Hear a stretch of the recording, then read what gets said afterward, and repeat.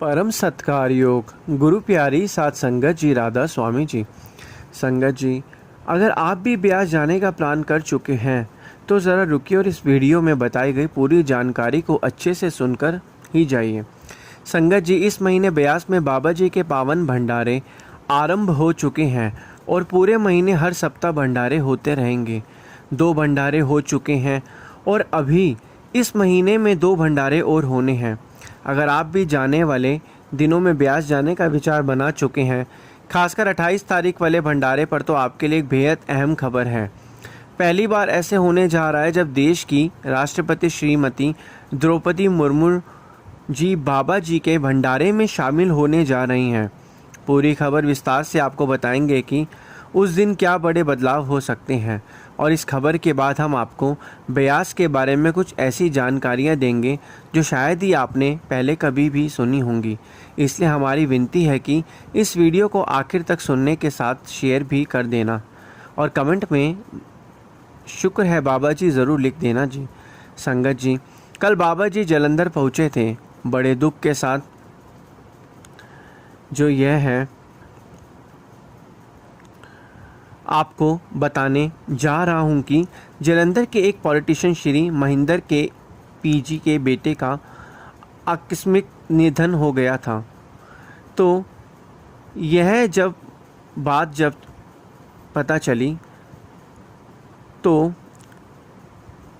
बाबा जी ने जब वहाँ पर गए तो एक तेज़ रफ्तार कार ने जो वहाँ से जा रही थी, सुनने में जब यह बात आई, महेंद्र जी लंबे समय से ब्यास से जुड़े हुए हैं और उनके बाबा जी के साथ करीबी रिलेशन है, जिस वजह से कल बाबा जी जालंधर उनके निवास स्थान पर गए थे और वहां जाकर बाबा जी ने पूरे परिवार को दिलासा दिया, हिम्मत दी। संगत जी, किसी भी परिवार के लिए बहुत बड़े दुख की खबर होती है जब कोई जवान बच्चा अचानक ऐसे चला जाए।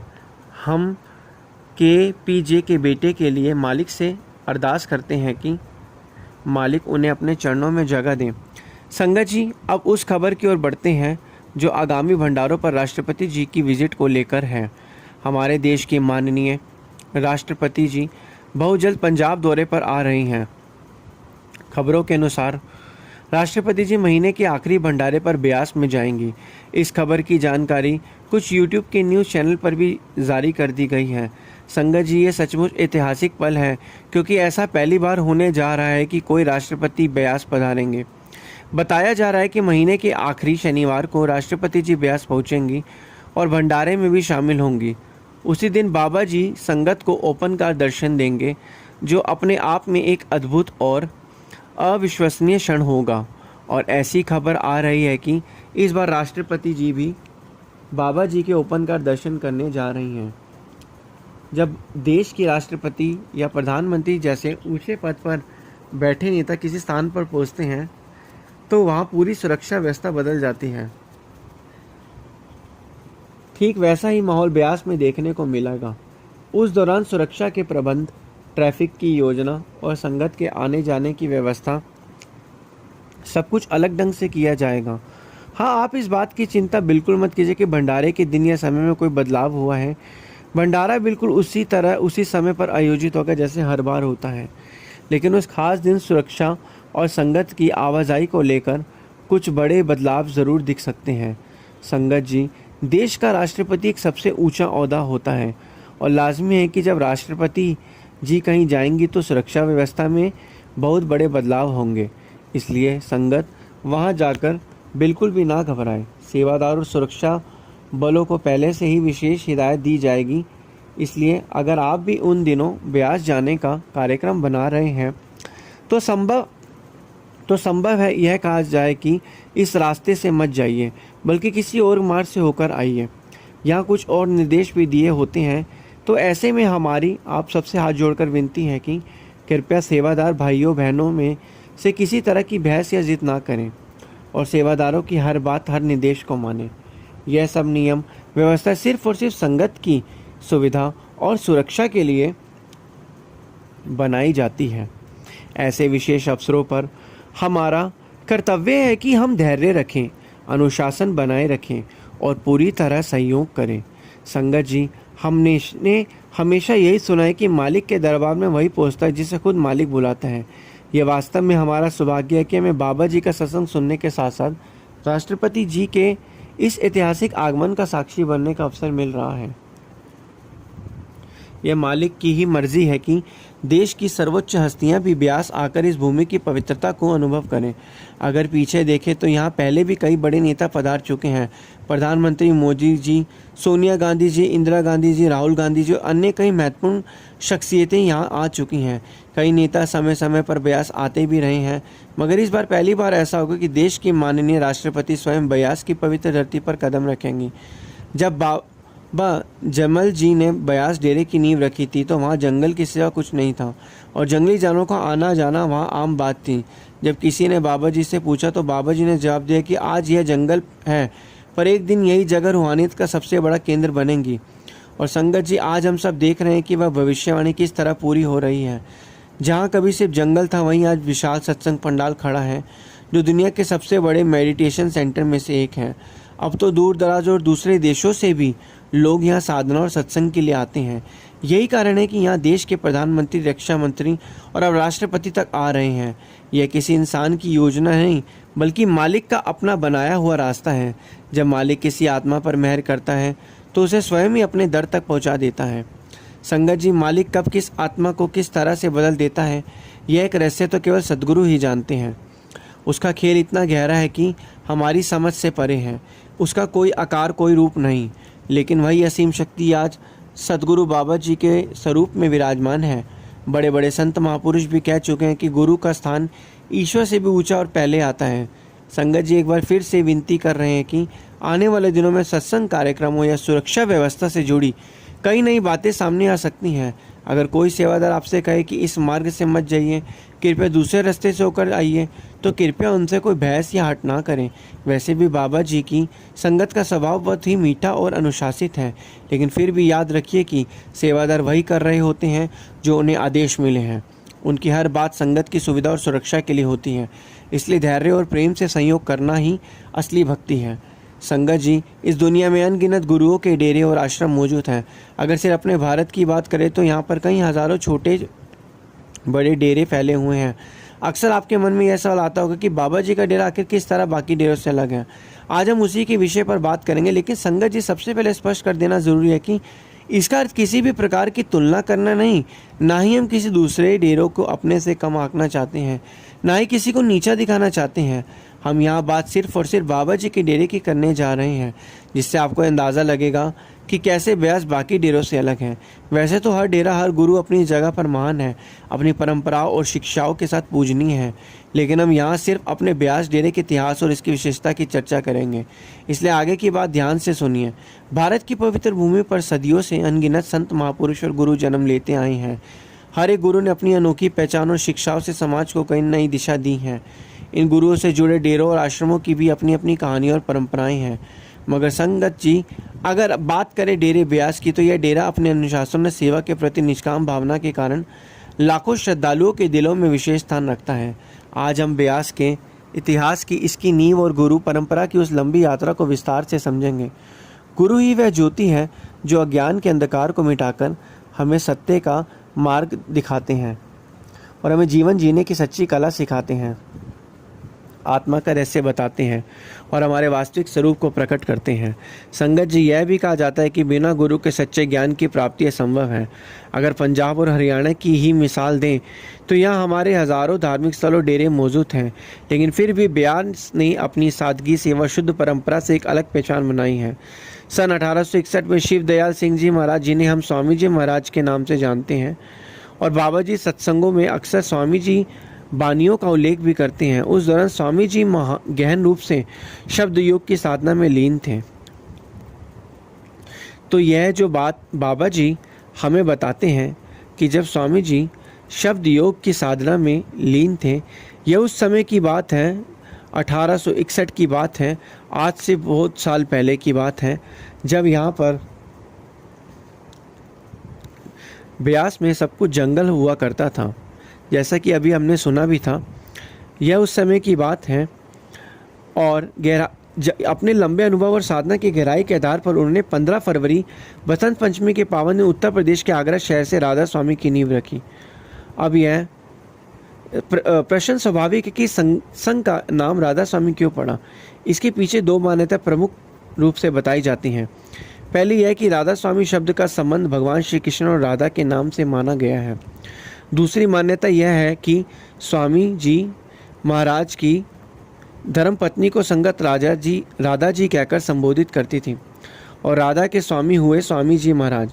इस तरह से इन नाम की शुरुआत हुई। हालांकि इस विषय पर अलग अलग मत मिलते हैं, लेकिन सच्चाई यही है कि प्रभु का राधा स्वामी नाम से सुमिरन पहली बार आगरा से ही प्रारंभ हुआ। इस परंपरा के प्रथम गुरु स्वामी जी महाराज जी ने 15 जून 1878 को अपनी संसारिक यात्रा पूरी कर प्रभु के चरणों में विलीन हो गए। लेकिन गुरु परंपरा का प्रवाह यही नहीं रुका। लगभग 11 वर्ष बाद सन 1889 में उनके शिष्य बाबा जयमल सिंह जी ने पंजाब में व्यास नदी के किनारे इस धारा को आगे बढ़ाया और डेरा ब्यास की स्थापना की। वहीं स्वामी जी के दूसरे शिष्य आनंद स्वरूप साहब ने आगरा के दयालबाग से राधा स्वामी मत को आगे बढ़ाया। यह भी उल्लेखनीय है कि समय के साथ राधा स्वामी परंपरा से कई शाखाएं निकली, जिनमें दिनोद, सावन कृपाल मिशन, डेरा सच्चा सौदा जैसी संस्थाएं शामिल हैं। बाबा सावन सिंह जी के समय तक आते आते राधा स्वामी सत्संग 3 धाराओं में विभाजित हो गया। 1925 में उनके शिष्य ताराचंद जी ने हरियाणा के भिवानी में राधा स्वामी दिनोद की नींव रखी। 1948 में दूसरे शिष्य कृपाल सिंह जी ने दिल्ली में से सावन कृपाल मिशन की शुरुआत की और 2 अप्रैल 1949 को अन्य शिष्य बाबा मस्ताना शाह के नाम से जाना जाता है, उन्हें हरियाणा के सिरसा में एक छोटी सी कुटिया से डेरा सच्चा सौदा की स्थापना की। इन विभाजनों के बावजूद संगत जी ब्यास ने सबसे अधिक पहचान श्रद्धालुओं का विश्वास अर्जित किया। इसकी ख्याति देश ही नहीं बल्कि पूरी दुनिया में फैली हो गई थी। ब्यास डेरे की नींव बाबा जयपाल सिंह जी ने 1889 में व्यास नदी के किनारे रखी थी। वही आज लाखों श्रद्धालुओं की आस्था और भक्ति का केंद्र बना हुआ है। बाबा जयमल सिंह जी के चोला छोड़ने के बाद डेरा ब्यास की गद्दी महाराज सावन सिंह जी ने संभाली। महाराज जी ने 1948 में चोला छोड़ दिया और जुलाई 1884 में जन्मे उनके शिष्य बाबा जगत सिंह जी अपने गुरु महाराज जी के 1948 में उनके चोला छोड़ने के उपरांत गद्दी पर आसीन हुए। लेकिन 23 अक्टूबर 1991 को वह भी प्रभु की शरण में विलीन हो गए। उनके बाद यह परंपरा हजूर महाराज जी के हाथों में आई। 12 दिसंबर 1916 को पंजाब के एक सिख ग्रेवाल परिवार में जन्मे बाबा चरण सिंह जी ने 1951 से लेकर 1990 तक लगभग 4 दशकों तक इस पवित्र परंपरा को आगे बढ़ाया। उन्होंने न केवल ब्यास की सेवा में अपना जीवन समर्पित किया बल्कि लाखों श्रद्धालुओं को नामदान भी प्रदान किया और फिर 1990 से अब तक इस गुरु परंपरा की अगुवाई वर्तमान सदगुरु बाबा जी कर रहे हैं। उन्हीं की मार्गदर्शिता में आध्यात्मिक धारा पूरी दुनिया में फैल रही है और आज भी संगत को उसी प्रेम, उसी सेवा और उसी भक्ति का अनुभव करवा रही है। बाबा जी का जन्म पंजाब के मोंगा जिले में हुआ था और बाबा जी हजूर महाराज जी के भांजे हैं। आज बाबा जी व्यास की गद्दी पर विराजमान होकर लाखों श्रद्धालुओं को आध्यात्मिक मार्गदर्शन प्रदान कर रहे हैं। पिछले वर्ष बाबा जी ने अपने उत्तराधिकारी के रूप में हजूर जी की आधिकारिक घोषणा भी की थी। वर्तमान समय में बाबा जी और हजूर जी दोनों मिलकर संत सदगुरु ब्यास की परंपरा को आगे बढ़ा रहे हैं। आज हम सारी संगत बहुत ज़्यादा सौभाग्यशाली है क्योंकि हमें एक समय में 2 संतों के दर्शन और सत्संग सुनने का लाभ मिल रहा है। संगत जी पिछले 35 सालों में बाबा जी की सेवा और मार्गदर्शन ने इन परंपरा को इतनी ऊंचाइयों तक पहुंचा दिया कि आज जब भी ब्यास का नाम लिया जाता है तो हर कोई श्रद्धा से सिर झुका देता है। करोड़ों लोग इस विचारधारा से जुड़े हैं कि और इसे अपने जीवन का आधार व मार्गदर्शक मानते हैं और अब लगभग सभी डिपार्टमेंट बाबा जी ने हजूर जी को सौंप दिए हैं। अब आने वाले सालों में ब्यास डेरे में और भी बड़े बड़े बदलाव देखने को मिलेंगे, बल्कि बहुत सारे बड़े बदलाव तो शुरू भी हो चुके हैं। जैसे कि हजूर जी ने हाल ही में ब्यास अस्पताल को तोड़कर फिर से आधुनिक तरीके से बनाने की सेवा शुरू भी करवा दी। अभी तो और भी बहुत बड़े बदलाव हजूर जी की अगुवाई में देखने को मिलेंगे। संगत जी, अभी हाल ही में 14 सितंबर दिन रविवार को बाबा जी ने ब्यास में सत्संग फरमाया, जिसका वीडियो भी आपने देखा होगा, जिनमें आपके उसमें सत्संग में फरमाया कि जब प्रथम पातशाह गुरु नानक देव जी अपनी उदासियों पर निकले तो एक राज्य में पहुँचे। उस राज्य के राजा को जैसे ही समाचार मिला कि एक महान संत उनके प्रदेश में आए हैं, उसने निश्चय किया कि वह स्वयं जाकर उनके दर्शन करेगा और सेवा का अवसर पाएगा। राजा विनम्र भाव से पातशाह जी के पास आया और प्रणाम कर अपनी संपत्ति, वस्त्रों, अन्य वस्तु भेंट स्वरूप अर्पित करने लगा। परंतु सच्चे पातशाह मुस्कुराए बोले, यह संभव तुम्हारा नहीं, यह तो मालिक का है। राजा जो भी चीज़ अर्पित करता है हर बार वही उत्तर मिलता है, यह भी प्रभु का है। आखिरकार राजा ने गहरी विनम्रता से पूछ लिया, तो फिर बताइए मेरा अपना क्या है? सच्चे पातशाह जी मुस्कुराए बोले, तेरे पास बस यही है, मैं और मेरी तेरी असली पहचान है, यही मैं, मेरी ही तेरा अपना है। राजा समझदार था, यह शिक्षा उसके हृदय में तुरंत उतर गई। जब वह अपने सिंहासन पर बैठने लगा तो गुरु नानक देव जी ने समझाया, यह आसन भी तेरा नहीं। सुनकर राजा तुरंत खड़ा उठा और हाथ जोड़कर बोला, सच्चे पातशाह फिर मेरे लिए क्या हुक्म है? गुरु नानक देव जी ने उत्तर दिया, आज से एक बात याद रखना, जो कुछ भी उपयोग करें उसे मालिक का मानकर करना। इस संसार में कुछ भी किसी का नहीं है, सब कुछ एक दिन यहीं छूट जाएगा। बाबा जी इस प्रसंग से आगे समझाते हैं, आज प्रभु चाहे हमें अपार वैभव दे दे और कल उसे वापस ले लें, हमें उदास नहीं होना चाहिए। बाबा जी बोले, जे राज करावे ते तेरी उपमा, जे भीख मंगवावे ते क्या घट जाए। यही वह हमें राजा बना दे तो यह उनकी महिमा है, और यदि भिखारी बना दे तो यह भी उनकी मर्जी। उनका हर कार्य हमारे भले के लिए होता है। गुरु नानक देव जी ने यह भी शिक्षा दी, जो तिसु भावे नानक साईं गल चंगी। सच्ची भक्ति वही है जिसमें हम उसकी रज़ा को अपने भीतर उतार लें। यही कारण है कि वाणी बार बार कहती है, एको नामु हुकुम है नानक, सतगुरु दिया पुजाए। बाबा जी बताते हैं, जीवन हमें अपने ही कर्मों के आधार पर मिला है। सुख दुख उतार चढ़ाव भी उन्हीं कर्मों की ही देन है। जैसे गंदा कपड़ा साबुन से धुलता है, वैसे मन के पाप नाम के रंग से ही मिटते हैं। केवल पानी में डुबकी लगाने से कर्म नहीं धुलते, वरना इंसान तो जब से आया तब से रोज तो नहाता ही है। आज भी इंसान का मन निर्मल हो पाया। बाबा जी ने कहा, जब कोई कपड़ा अत्यंत मैला हो जाता है तो हमें वह प्रिय होता है, तो हम उसे ललारी के पास भेजते हैं, वह उस पर गहरा रंग चढ़ा देता है जिससे सारी मैल ढक जाती है। ठीक वैसे ही संत महात्मा अरदास करते हैं, गूढ़े रंग विच रंग दयो जी, मेलिया ने सदियाँ रुआ। सच्ची भक्ति का सार क्या है? ना तो केवल दान, ना तप, ना जप, सबसे ऊंचा है नाम। असली स्नान किसी नदी या सरोवर में डुबकी लगाने से नहीं होता, बल्कि नाम के सरोवर में डुबकी लगाने से होता है। गुरुवाणी साफ कहती है, तीर्थ नावन जाऊं तीर्थ नाम है। गुरु शब्द विचार यानी सच्चा तीर्थ तो नाम है। और जब हम गुरु शब्द पर मनन करते हैं तभी भीतर ज्ञान का सूरज उदय होता है।